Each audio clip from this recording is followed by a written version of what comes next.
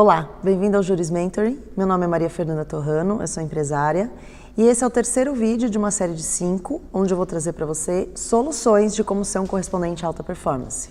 E hoje eu vou te ensinar os 2 passos de como você vai definir os seus honorários, a sua cobrança como correspondente, e no final eu vou falar da questão mais polêmica entre os correspondentes, que é o alvitamento dos honorários. O primeiro passo vai ser definir o seu cliente. Eu não sei se você viu o primeiro vídeo do Juris Mentoring, eu aconselho você que veja se não assistiu, mas no primeiro vídeo eu falo muito sobre isso, sobre como definir o seu cliente. Isso vai ser fundamental, porque depende se você trabalhar com uma demanda especializada ou se você trabalha com uma demanda contenciosa, isso vai fazer toda a diferença na precificação dos seus honorários. Geralmente, na demanda especializada, você consegue cobrar um pouco mais pelo seu trabalho, justamente porque o seu cliente, o escritório, ele precisa que você tenha um conhecimento específico. E às vezes não é todo mundo que detém esse conhecimento. Então, nesses casos, eu não vou falar aqui o valor, o valor em si, 200, 500, R$1.000, não vou falar o valor em si. Eu quero te ensinar a técnica, o que está por trás disso. Então, nesses casos, quando se trata de demanda especializada, você consegue criar um pouco mais e principalmente fidelizar o cliente. Quanto mais específica for a matéria, quanto mais específico você for no seu trabalho como correspondente, maior os honorários, é claro, agregando valor ao seu produto, e maior chance de você fidelizar o seu cliente. Agora, na demanda contenciosa, obviamente, você vai ganhar no volume. Às vezes, o valor vai ser menor do que outro, sempre ele será menor do que o valor na especializada. Isso é uma regra, tá? Por conta do volume. Então, novamente, não vou falar que você tem que cobrar 100, R$200 na diligência. Eu sei que você vai ter que cobrar menos, porque o volume é muito maior. Então, você acaba ganhando no volume. É mais intenso o trabalho, você precisa de uma organização muito maior. Então, por isso também o vídeo 2, onde eu falo os passos para ser um correspondente alta performance, ele é muito importante que você assista também, principalmente na demanda contenciosa, porque a sua gestão de tempo, ela vai ser fundamental para precificar os seus honorários.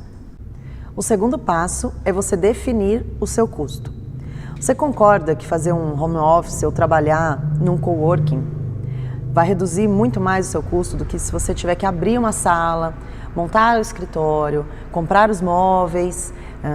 Lógico, se você tiver CNPJ, você ainda tem que pagar o imposto mensal. Então, a definição do custo de uma empresa, por exemplo, como a minha, de logística, uma empresa de correspondente, o custo da minha infraestrutura é muito maior do que um correspondente na ponta, que vai para o fórum, tira as cópias, volta para casa ou uma salinha que ele fez de escritório dentro da casa dele para mandar as cópias. Então, perceba que o custo da sua infraestrutura, ele tem que ser alocado no valor da sua diligência, no valor da sua audiência. Isso existem algumas planilhas até no mercado, enfim, existem algumas formas de você conseguir colocar esse custo lá. Mas saiba que esse custo tem que sair, quem paga a sua infraestrutura é o seu cliente, não é você, não é o seu lucro. E é por isso que muitas vezes eu falo que 70 menos 50 não é 20. E realmente não é.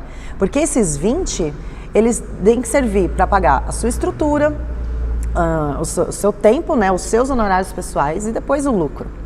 Então, a definição do custo é muito importante. O custo, inclusive, com gasolina, estacionamento, parar na rua, às vezes em algumas cidades tem a zona azul e tal. Então, isso tudo tem que ser computado. Alguns clientes, eles até reembolsam estacionamento, eles até reembolsam quilometragem, mas é raro, normalmente para os clientes de demanda especializada. Os clientes de demanda contenciosa, normalmente, o preço da diligência tem que estar embutido todos os custos que você vai ter para realizar aquela diligência. Com esses 2 passos, você já vai conseguir ter uma ideia do preço que você já vai conseguir colocar na sua audiência ou na sua diligência. É importantíssimo seguir, é importantíssimo prestar atenção nos custos. E aí a gente esbarra na questão do alvitamento. Eu já fiz alguns vídeos sobre isso, é um tema muito polêmico e ele requer um pouco mais de tempo para explicar, coisa que no Juris Mentoring é um pouco mais compacto, os vídeos. Mas eu vou explicar para você. A questão do alvitamento é a precificação dos honorários, e que algumas logísticas e alguns escritórios têm praticado um valor muito abaixo do mercado, E por que isso acontece? O que eu quero te explicar aqui é o porquê isso acontece, e não como você vai evitar, porque isso, óbvio, que já está no meio aqui dos passos que eu te falei, para definir o seu preço. Acontece que, para quem trabalha com demanda contenciosa, demanda de volume, o procedimento é o seguinte: Vou dar um exemplo aqui de um banco, tá? O banco, ele paga um valor fixo para o escritório, normalmente por processo ou por ingresso de ação e fechamento de demanda, tá? Esse valor fixo do escritório, normalmente, ele é muito baixo. Eu tenho ouvido falar de valores, nossa, não posso nem comentar aqui os valores, mas muito baixos mesmo. E aí o que acontece? O escritório vai contratar o correspondente para fazer a diligência, para fazer a audiência ou qualquer outro procedimento. Se ele recebe um valor abaixo, ele vai ter que contratar essa diligência por um valor baixo também. Porque, senão, ele vai fechar muito mais no negativo. Lembra a questão da estrutura, do custo, do imposto. Então, ele tem que fazer esse repasse num valor menor ainda do que ele já recebe, bem menor. Claro que não é toda a carteira que vai girar. Vamos supor que um escritório tenha 1000 processos, tá? No contencioso de massa. O que a gente estima, mais ou menos, é que gira em torno de 20% dessa carteira no mês. Então, ele tem um ganho nesses outros 80% que não giraram. Mas esse ganho, pelo valor que ele recebe, ele é muito menor, né? Então ele tem que contratar por um valor abaixo. Normalmente até eles acabam contratando por um valor ou semelhante, às vezes um pouco acima. Mas como ele tem aquela gordurinha dos 80%, ele consegue fazer essa contratação numa boa. Então entenda, se você é um correspondente que atua para a carteira de massa, entenda que a culpa não é da logística da empresa de correspondente, né, ou do departamento jurídico do escritório. A coisa é mais em cima. É uma questão econômica mesmo, né, de valor de contratação para os escritórios. É lá em cima que está o problema. Eu concordo que eu já vi algumas empresas de correspondente ganhando um valor legal e repassando por um valor ínfimo. Aí vai realmente da responsabilidade daquela empresa. Como eu faço na minha, né? Eu tenho clientes que pagam menos e eu tenho clientes que pagam mais. Eu tenho demanda contenciosa e tenho demanda especializada. Para aqueles que me pagam mais, os meus correspondentes sabem que eu jogo muito limpo. Eu consigo pagar mais.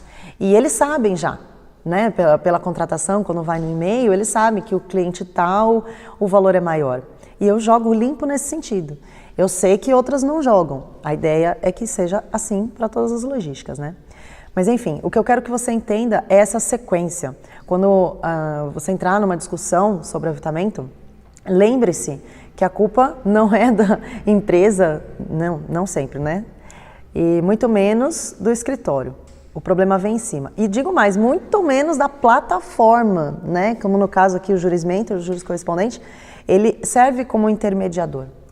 Então, essa parte econômica muito maior, onde entra a plataforma do juriscorrespondente, por exemplo? Onde que entra? Ele simplesmente conecta, né, o profissional ao escritório ou à empresa de correspondente. Ele faz campanhas, como efetivamente faz, para os clientes e para os advogados correspondentes aceitar a contratação por valores irrisórios. E essa é a parte da plataforma. Agora, a parte econômica mesmo da contratação vem de lá de cima. Eu acho muito importante você baixar o nosso e-book, que eu disponibilizei no vídeo anterior. Então, se você não assistiu, vai atrás, vai no vídeo anterior. Se não, eu vou deixar aqui embaixo o link para você baixar novamente, tá bom? Bom, agora você já sabe as vantagens de ser um correspondente. Você já tem os 4 passos para ser um correspondente alta performance e agora já entendeu como vai precificar os seus honorários como correspondente. Agora, para o próximo vídeo, eu vou falar sobre uma questão importante. Não recebi o pagamento dos honorários. E agora? Isso é muito comum, né? Alguns escritórios contratam, não pagam, às vezes pagam e o correspondente não localiza o comprovante, enfim. Eu vou te dar algumas dicas de como evitar que isso aconteça e também de como você se organizar melhor para que isso não aconteça. Então, te espero semana que vem no 4º vídeo do Juris Mentoring. Até lá!